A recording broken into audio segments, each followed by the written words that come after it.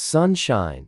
Deserts are brutal, bare, and barren. But one desert in Southern California is said to hold something truly astonishing. The lost ship of the Mojave is one of the greatest legends that it were ever told. According to the myth, somewhere in the Mojave Desert is a shipwreck. The idea that a ship got lost in land in the desert is unheard of.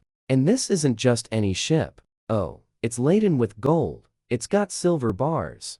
It's got jewels, black pearls, just got everything under the sun. But could it possibly be real? One man believed it was. He was convinced that there was a ship out there, he just doesn't know where. His search would take him across one of the harshest environments on Earth. The desert can reach temperatures of 120 to 125 degrees. And then that's in the shade. There are no settlements, there's no support crew, there's nowhere else for him to turn. If you're not properly prepared and you head out to the desert, you will die. This is the amazing story of Charlie Clusker and the mystery of his quest for the legendary lost ship of the Mojave Desert. In 1847, the man who would risk everything to find the lost ship was in search of a new life. Demobilized from the army after fighting in the Mexican War, Charlie Clusker decided to head west to America's new frontier, California. The Charlie, California would have been this place of extraordinary possibility.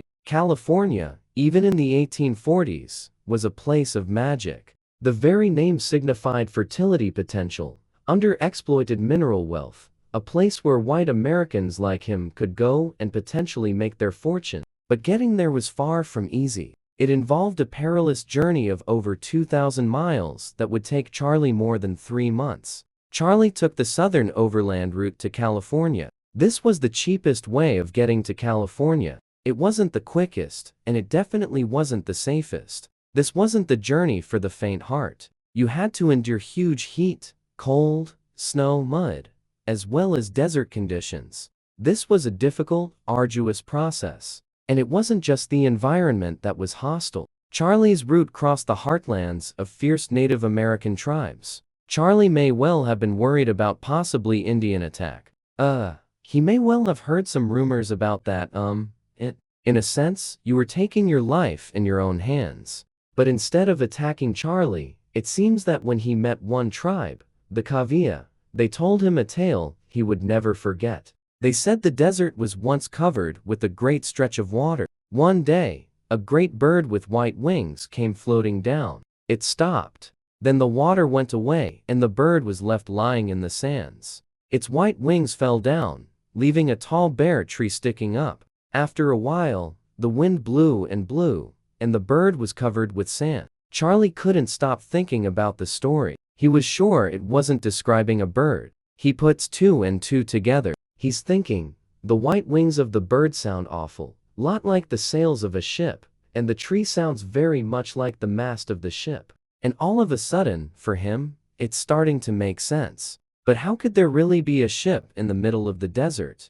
Charlie and the Kawia tribe were miles away from the sea. And so Charlie put it to the back of his mind, and carried on to California. In spring 1848, he finally arrived in Los Angeles. But it wasn't what he expected. When Charlie arrives in California at the beginning of 1848, it's still essentially a wilderness. There's barely a population of 20,000 in a vast expanse of territory. The city that's gonna become San Francisco has fewer than 1,000 residents. So really, it's a vast expanse with very few people in it. And the people who are there are mainly ranching cattle. It's nothing like what he envisioned. He was thinking it was gonna be the land and milk and honey and prosperity. But it's barren. No one's there. There's no prosperity. And he's really disappointed. After just 2 weeks in California, Charlie packed up his bags and headed for another new American territory, Texas, a decision you would come to regret. Charlie made a major error. He clearly didn't give California a chance. He's impatient, and he leaves at the worst possible time. In 1848, the California gold rush began as news spreads of the gold rush. Then so too does gold fever. And gold fever spreads across America. It spreads throughout the globe. There is a mania to get to California. And as far as everyone's concerned, every second counts. It's not just getting there, but it's getting there quickly. It's getting there near to first as you possibly can, to get the easiest and the richest pickings. In 1849 alone, more than 50,000 people crossed America in search of gold. Suddenly, everyone wants to be in California. People from China, from Europe, from Australia, from South America, all are fixating on getting to California. That's the one goal. When Charlie heard about the gold discoveries, he was 16 miles away in Texas. Charlie would have been absolutely kicking himself when he found out about the discovery of gold in California. He could have been in on it. He could have been one of those who made incredible riches. He hears about it in Texas at the same time everyone else is hearing about it. He's lost any advantage he may have gained by being in California, earliest days of the gold rush. Now, he has to do everyone else is doing, which is get back to California as quickly as possible. And so Charlie set off for the West once again. As Charlie heads to California for the second time, he is fraught with anxiety. He wants to get the gold, and every hour he's not in California, someone else is mining the gold. That should be his. Charlie's second journey to California was nothing like his first, which was him alone the second time. There are hundreds and even thousands of people doing the same thing. He is. So it's almost like a superhighway. Not so much the speed, but the fact that there's so many people making the same journey that he is on. And when Charlie arrived in California, it had been transformed. It's completely unrecognizable. He can't believe his eyes. It's like nothing that he remembers the first time. Whereas previously, it had been relatively empty, unpopulated. Now, all of a sudden, this was a bustling, anarchic place with a large and dynamic and ever-expanding population. It was suddenly a place where everything seemed to be happy. When Charlie arrives, and he said, she arrives in the most exciting point, in the most exciting country in the world at this moment. He's really arrived at the place in the world that is the center of the action in this frenzy. Charlie wasted no time staking his claim. If you wanted to stake a claim, you had to do it physically. You had to literally go and drive a stake into the ground and defend your turf. Experience the past like never before with history hits, award-winning original documentaries and ad-free podcasts with our expert historians like Dan Snow, Susanna Lipscomb, Missy Worsley, Mary Beard, Tristan Hughes, and myself, Matt Lewis. Sign up for an exclusive discount using the link in the description and embark on your historical journey from the wonders of ancient Egypt and the life of Anne Boleyn to the rise of Napoleon Bonaparte and the discovery of Shackleton's Endurance. Get history wherever, whenever, exclusively on History Hits. At first, Charlie's luck was in. He found what he'd come for. So Charlie must have felt absolutely elated the first time he found gold. It was his dream since he set out from Texas. But he had this fear that it would be all gone by the time he got there. But it wasn't. He found some, but after this initial small success, it seems Charlie's luck ran out. After these pickings are gone, Charlie, like many other miners, is faced with the fact that getting hold of other gold remains in the ground is going to be much harder work. You gonna need more equipment. You going to have to invest heavily in whatever claim that you have. Obviously, none of that came cheap. Shopkeepers are price gouging as hard and as fast as they can. There's a limited supply of the things that are necessary for life, whether it's food, whether it's shovels. And so shopkeepers charge what they like. But Charlie would not give up his quest for gold. He was in the grip of gold fever. A kind of madness possessed some of these people, especially if, like Charlie, you have one stroke of luck early on, then, like a gambler, you want more, and you want more. The Charlie's losing streak continued as more and more people make their way to California. Competition increases, the struggle for land, for good claims increases. And so, Charlie's chances of finding gold, of really striking it rich, less and less. Every year, Charlie found himself in a desperate situation. The dark side of the expectations and the hopes and the dreams of the gold rush is the crushing bitterness and the disappointment. By 1855, the Californian gold rush was largely over. After 6 years of trying, Charlie had failed to make his fortune. Charlie's experience of the gold rush is very common. Very few people achieve this fantastical dream of sudden wealth. People who made money from the gold rush were the merchants, the people selling equipment, the people providing services, the people supplying food.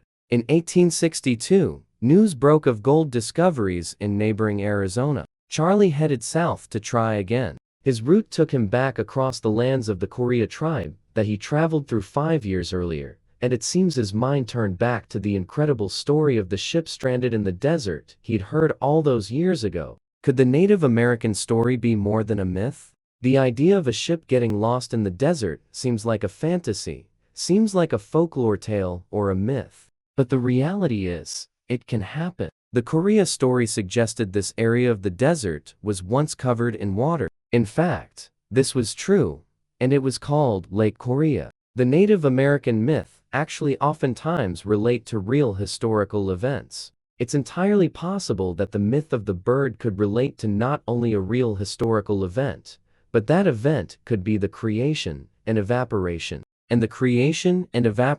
of Lake Korea. Lake Korea was tremendously important for all the Native Americans in the area. It was a lifeblood. It's how they basically lived. They needed the water in order to survive. There's remnants of the old shoreline all over the desert. Geological studies have shown that since around 700 AD, the Colorado River has filled an area called the Salton Sink many times, forming Lake Korea. Each time, the lake would eventually evaporate, returning the area to desert once more. But it's thought that at times the lake wasn't just an isolated stretch of water. In the years Lake Korea was full, some experts believe that when the Colorado River was in flood, it formed a link between lake and sea. There is scientific proof out there that the waters can actually connect to Lake Korea, and it's easily possible for a ship to get up into that particular area. But any ship that found its way into the lake would soon have been left high and dry.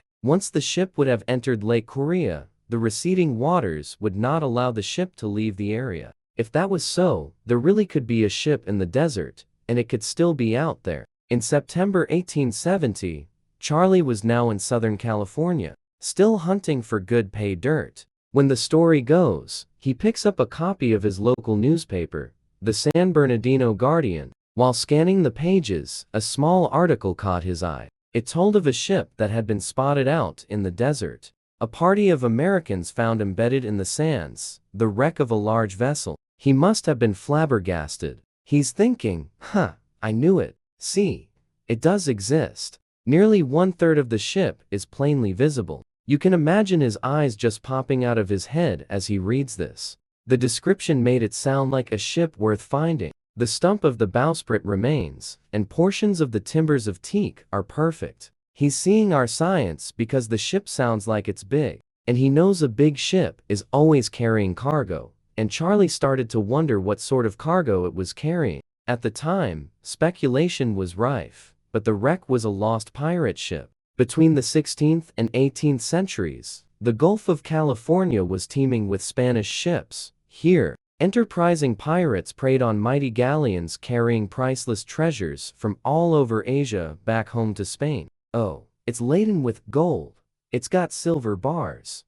It's got jewels, black pearls. It's got everything under the sun. The newspaper article even told Charlie where to look. The ship lay just under 70 miles away, 40 miles north of the San Bernardino Fort, Yuma Road, and 30 miles west of Dos Palmas. Charlie wanted to set out for the ship as soon as possible because it's been published. Now, he knows he's not the only one who wants to find the cargo. There's gonna be competition, and he doesn't want to be second on the scene, like in the gold rush. Charlie started preparing to head into one of the harshest environments on Earth. Crossing the desert in Charlie's table would have been a tremendous undertaking. You can go for days without seeing a soul. It's a forbidding place, that's for sure. If you're not properly prepared and you head out to the desert, you will die, period. The expedition is very, very risky. You would face death almost on a daily basis. There were several things that were out there that could threaten his life. Coyotes, wolves, snakes. There's other miners. Mexicans coming up from the border. You had the local Native Americans there. No settlements, there's no support crew, there's nowhere else for him to turn. Charlie had to take with him everything he thought he was gonna need. Dry foods, a jerky type of meat, beans, bacon, anything he could get his hands on that would get him through the day. He would have to really be very cautious about what he took, how much he took of it, and why he was taking it. Charlie knew there was one thing he needed to take above all else: water. The desert out in that area can reach temperatures of 120 to 125 degrees, and then that's in the shape. The water points out of the desert are not something you can get to with it a day. The lack of water for him or his animals would mean he would be stranded out there. And if his animals went without water, he would have a long walk to get back to some water source, which would have meant surely, probably death. This is not something for the average Joe that would be working in San Bernardino. But Charlie wasn't your average Joe. Whether in his childhood or more recently during his military service, Charlie would have been used to living in wild areas of one form or another. He would have significant experience of using firearms, so that would have been extremely useful when it came to protecting himself and possibly even finding food. So Charlie had survival skills, but finding the ship was such a massive undertaking that Charlie felt he needed help. Charlie could have done it by himself, but I think it makes a lot more sense to go out in a party. You could easily make one mistake and die on your own. So people or a group of, adventurers or travelers was highly important. You probably didn't have that much trouble finding people that were interested in going out looking for the ship. I'm sure he probably had people that were volunteering to go with them. On October 1 Street, 1870, Charlie's team set out. At first, they followed a route he knew well. This was the trail he had taken to try his luck in the Arizona goldfields in the early 1860s. From San Bernardino, they followed the old Bradshaw Road, working their way through the San Gogolio Pass and down the Coachella Valley to Martinez. But soon, they would find themselves in totally uncharted territory. Charlie wouldn't have had a map. Finding his way was going to be a difficult task. Mojave Desert is one of the most difficult places to navigate, especially in Charlie's time. You can look out on the desert, and what may appear to be a mile or two actually be 30, 40 miles. So at first, you may think, not a problem. But the reality of the situation is, when you get out there, it's a whole new ballgame. Most of their traveling was done with what we call dead reckoning. They would look for certain objects or certain places that they would remember, and they would know at this particular rock grouping, we would turn left. But then, if you're in a place where you don't know where you are, you can get lost very quickly. But after days of struggling to find their way, Charlie was sure they were getting close to the ship's location. Charlie must have been so excited when he realizes he's only 10 miles away from the ship's reported location, and there's a chance they can make it there by nightfall. Then something happened that filled Charlie with panic. Charlie sees that the tracks that he's making are starting to fill up with water, and he realizes he's standing quicksand. It was really a horrific situation for Charlie. He's in the middle of nowhere, and his horse is disappearing into the sand. He's gonna lose his horse. He's gonna lose everything. He's gonna die. He has to pull the horse out, and it's screaming, and the hair is being ripped off its legs. And it's signaled to Charlie. This is too dangerous to go on. He must retreat. Charlie returned to San Bernardino. Despite his narrow escape, he started planning his next expedition immediately. Even though his companions were less than enthusiastic about returning to the desert, Charlie couldn't wait to head back out there. It's the prospector mentality he has, that failure is part of the job, and he needs to persevere. Only next time, he needs to be even more prepared. This time, Charlie was determined he would not fail. He gathered together as many wooden planks as he could get his hands on to help him cross any challenging ground. Just 3 weeks later, on November 5, 1870, Charlie set out into the desert once more. He was certain he would find the ship. He even took a different route to avoid the quicksand that had foiled his first attempt. But it wasn't long before Charlie was in trouble again. It seems that Charlie is so preoccupied with the horrific experience with the quicksand that this time he's forgotten to bring the basics.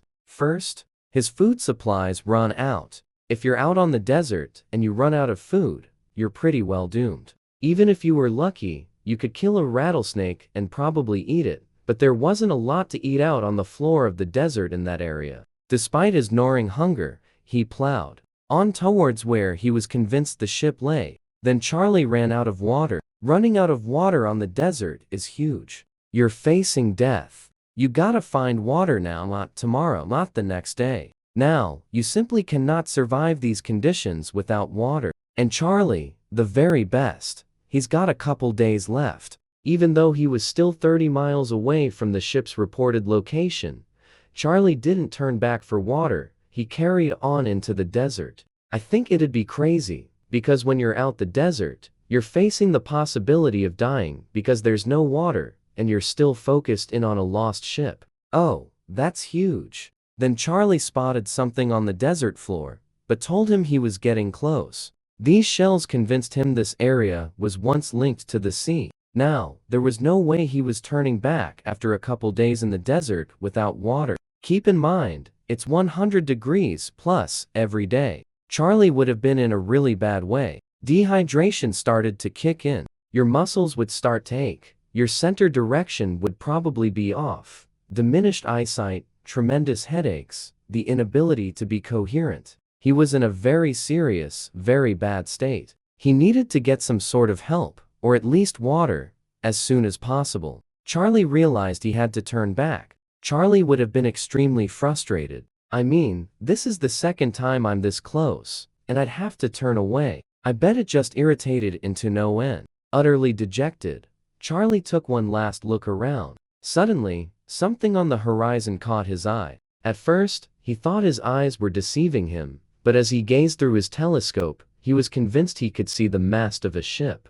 And it wasn't just any ship. It was huge, about 250 feet long, mighty Spanish galleon. So when Charlie sees the ship, he would have been so excited. The story is true. The myth is true. Charlie's location of the lost ship would make sense in the area that he was talking about. The ancient shoreline for Lake Korea was right there, so that makes absolute sense that the ship could have been there. Charlie was desperate to get to the ship, but by this stage, he was close to death. Physically, he would have been completely drained. His body was done. There's no way Charlie could have physically gone on. He sees the ship. He wants to go forward, but he has no choice but to retreat, for he had to go back or die. But Charlie still wasn't defeated. When he arrived back in San Bernardino, his mind was already full of plans for his return. Charlie was extremely determined to go back out, find the ship, and put the legend to rest. Word of his adventures quickly spread. The town would have been going crazy. Town would have been back and forth talking to everybody. Hey, did you hear the news? Oh, my God, they found the ship. When Charlie gets back to San Bernardino, he's like a rock star, so he becomes a bit of a local celebrity. Joshua Talbot, the editor of the San Bernardino Guardian, was just about to go to press when Charlie returned, but he was anxious to report the local hero's amazing discovery. It has all the elements that the readers are looking for. It's a story of individual adventure. It's into a mysterious and essentially unknown part of California. Still so, it's romantic, it's exciting, and it also has the possibility of treasure at the end of it as well. So this is a story that's really almost tailor-made for the California market. Talbot published The Ship Has Been Found and promised his script readers a full account in next week's edition. But a rival newspaper beat Talbot to the scoop. He's interviewed by the Alta California, which is really the premier newspaper. The newspaper, the biggest circulation in California at this time. It was huge competition among newspaper editors to be the one who was first on a story. And Charlie's story was an extraordinary one and one that could sell newspapers. Soon, the story went national. This story was picked up back east in the New York press, in the Cincinnati press, where Charlie came from, newspapers in Kansas, and the New Orleans Times picking units. They run the story as well. So Charlie is becoming increasingly famous across America. Charlie's story had become big business. Talbot couldn't afford to miss any more scoops. He decided he must join Charlie's next expedition. This kind of first-person, testimony that he's gonna bring to it is really gonna help to to enlighten the story, and to really sell it to his realtorship. The San Bernardino Guardian is a relatively new newspaper, as well as points found in 1867. So you can imagine that this also seems like a good story to try and make the name of this newspaper on. And Talbot's interest was potentially very valuable to Charlie. I think it's very likely that the editor of the San Bernardino Guardian was paying Charlie for access, paying to, as it were, embed himself in Charlie's expedition, in order to be the first on this story and to have exclusive access to interviews and to be there with Charlie when he makes this great discovery.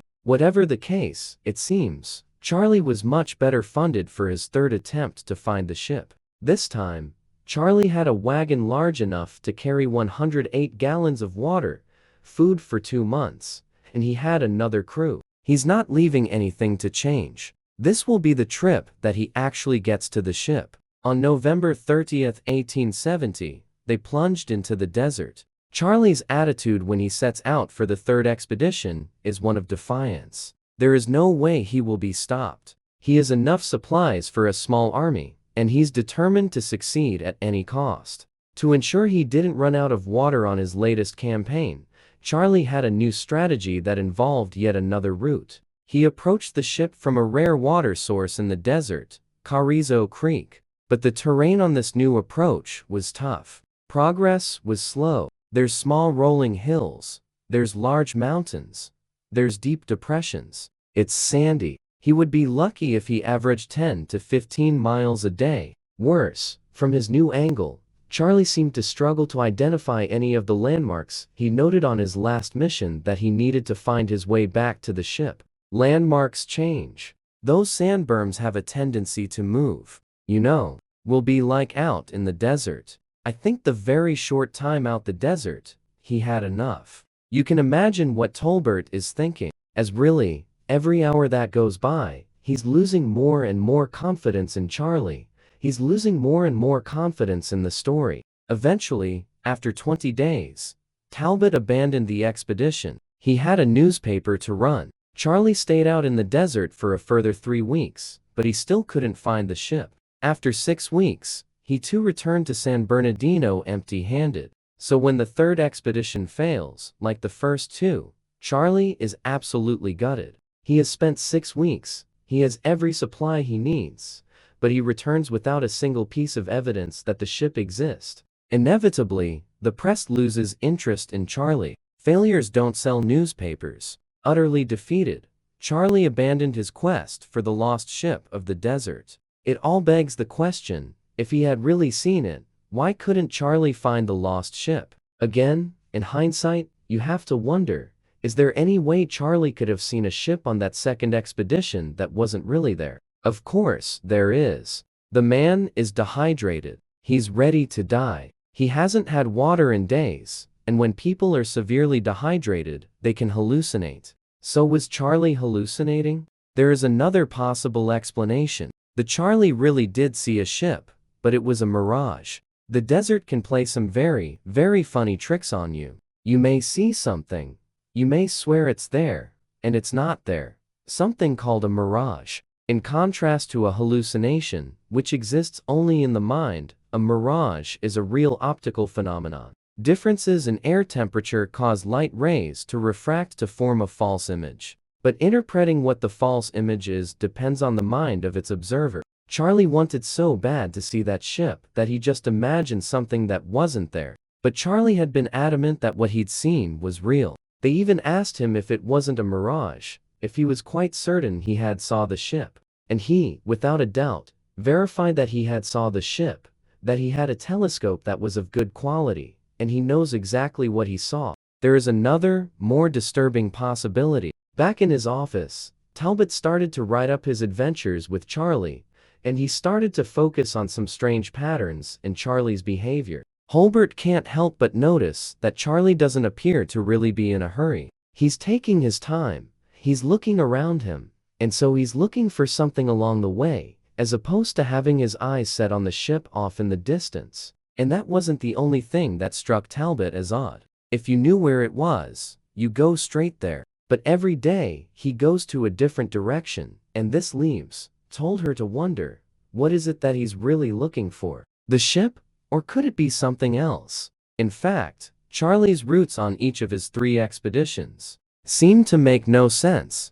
Talbot started to wonder what was Charlie really up to. Each time, he approached the ship from further and further away, searching a broader and broader area, and each time from different compass points. Talbot realized this wasn't the behavior of someone trying to find the ship's reported location. Perhaps Charlie wasn't really searching for the lost ship.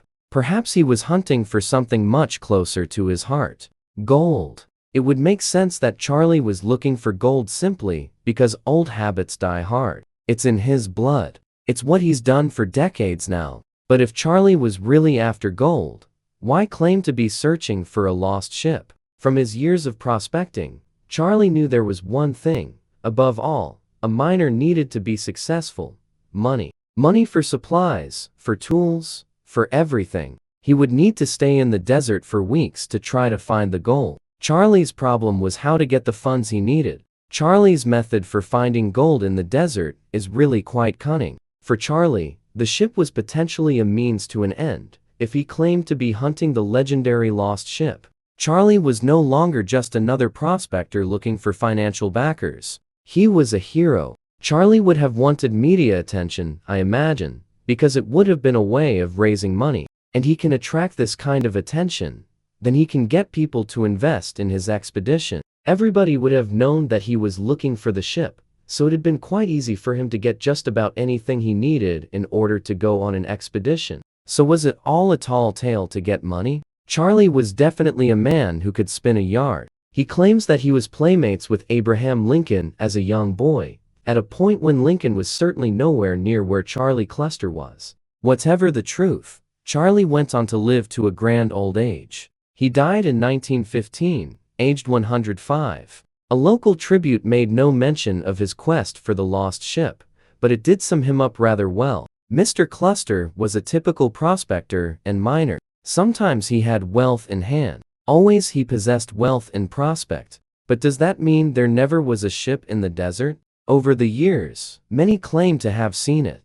In 1892, there was one. In 1907, there was one. In 1933, there was one. In 1944, there was one. The puzzling thing is, all these people see different ships, including a Viking longboat, though how that might have got into the Californian desert, nobody can explain. And that's not the only problem. With the numerous lost ship sightings, nobody seems to see the ship twice. They'll see it, get all excited, retreat, amount, another expedition. They never see it again. And that's all symptomatic of the fact that it wasn't there in the first place. If the ship really exists, you'd be able to find it a second time, and you would surely be able to bring something back. Despite all this, still the legend lives on. The legend of the lost ship has continued, will continue. And when all of us here are said and gone, it will still continue for some. There will always be a lost ship in the desert.